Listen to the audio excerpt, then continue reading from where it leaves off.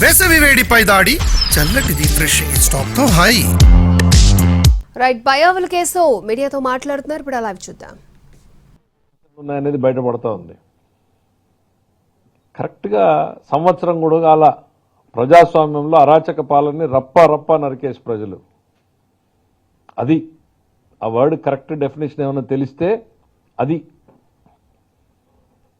మీరు ఓటమి నుంచి కూడా ఏమీ పాఠం నేర్చుకున్నట్లు లేదు. ఎందుకు ఓడిపోయాం అనేటువంటి ఆలోచన మీరు చేసుకున్నట్లు లేదు. ఎందుకనంటే మీరు పోతున్న పంతం మళ్ళీ అట్లానే ఉంది. అప్పుడు పోలీసు వ్యవస్థను ఉపయోగించి అరాచకం చేశారు. ఇప్పుడు రాష్ట్రంలో రౌడీలందరినీ సమీకరించి,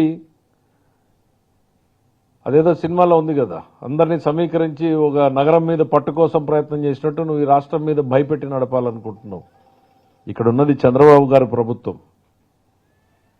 నక్సలైట్లని, ఫ్యాక్షనిస్టుల్ని చూసి కలబడి నిలబడినటువంటి నాయకుడు. చాలా లెంగ్తీ రోప్ ఇస్తాడు మా ముఖ్యమంత్రి గారు. చాలా ఓర్పు, చాలా సంయమనం ఆయనకి. నీలాంటి అరాచకాల్ని మాత్రం సహించేది ఉండదు అనేటువంటిది ఈరోజు చెప్తా ఉన్నాం. ఇవన్నీ కూడా చాలా ఆర్కెస్ట్రాడ్. మీరేవో మీ టూర్లో రప్ప నరికేస్తామనంటే సంతోషం అంటావు నువ్వు. ఒక మాజీ ముఖ్యమంత్రిగా నువ్వు ప్రెస్ మీట్లో దాన్ని ఖండించాల్సింది పోయి, ఇది మాకు సంబంధం లేదు, ఈ ఆలోచన కాదు, ఇది మా భావజాలం కాదు అని చెప్పాల్సింది పోయి, సంతోషం నరికేద్దాం అంటున్నాడు కదా, సంతోషం అంటున్నాడు అని అంటే ఏం చెప్పదలుచుకున్నావు సమాజానికి? హింసని ప్రేరేపించడం కాదా?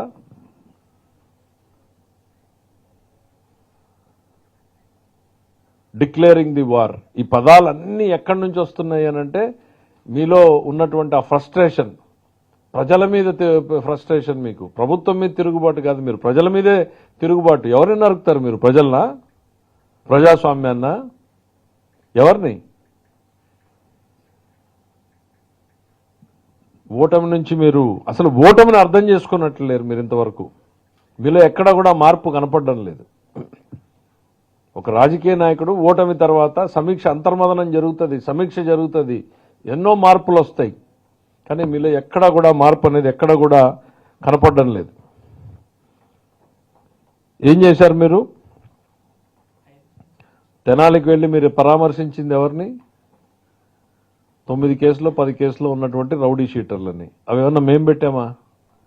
మీ గవర్నమెంట్లో మీరున్నటువంటి టైంలో మీరు పెట్టినటువంటి కేసులే కదా.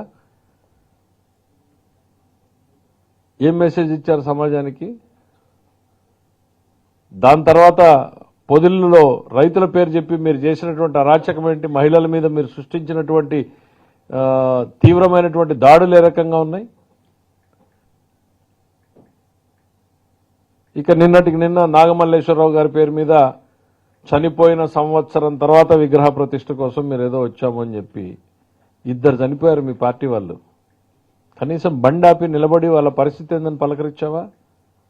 కర్కశ హృదయం మీది. ఒక్క సెకండ్ కూడా ఎవరు మీ వాళ్ళు ఆపలా. అతను కింద పడితే ఎత్తి అతను ఆడ రోడ్ డివైడర్ మీద పడేసి వెళ్ళిపోయారు. మళ్ళీ మా ప్రభుత్వం అతను 108 సర్వీసెస్ పంపించి హాస్పిటల్కి చేర్చింది, కానీ ప్రాణం పోయింది. 2 ప్రాణం పోతే కనీసం వాళ్ళని ఏంటి అనేటువంటి పరామర్శించేటువంటి ఓపిక లేదు. కానీ సంవత్సర క్రితం చనిపోయినటువంటి అదేంటి మళ్ళీ మా పాపం అంట. పోలీసులు బెదిరించారంట. ఎవరయ్యా గవర్నమెంట్లో ఉన్నది ఆ రోజున? ఎఫ్ఐఆర్ పెట్టిన రోజున గవర్నమెంట్లో ఉన్నది ఎవరు? జగన్మోహన్ రెడ్డి గారు. ద ఎఫ్ఐఆర్ కాపీ ఇది. 5/7/2024 జగన్మోహన్ రెడ్డి గారే ఆపద్ధర్మ ముఖ్యమంత్రి. కౌంటింగ్ రోజు, కౌంటింగ్ తర్వాత రోజు జరిగినటువంటి సంఘటనలు ఇవన్నీ కూడా.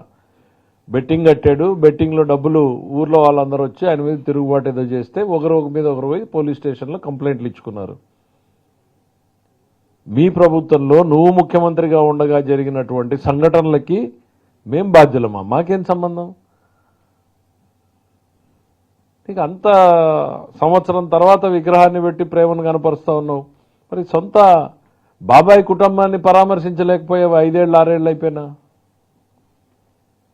బాబాయ్ కూడా ఓ విగ్రహాన్ని పెట్టించుండొచ్చు కదా. విగ్రహాల పేరుతో పర్యటనలు చేసినటువంటి చరిత్ర మనకుంది కదా.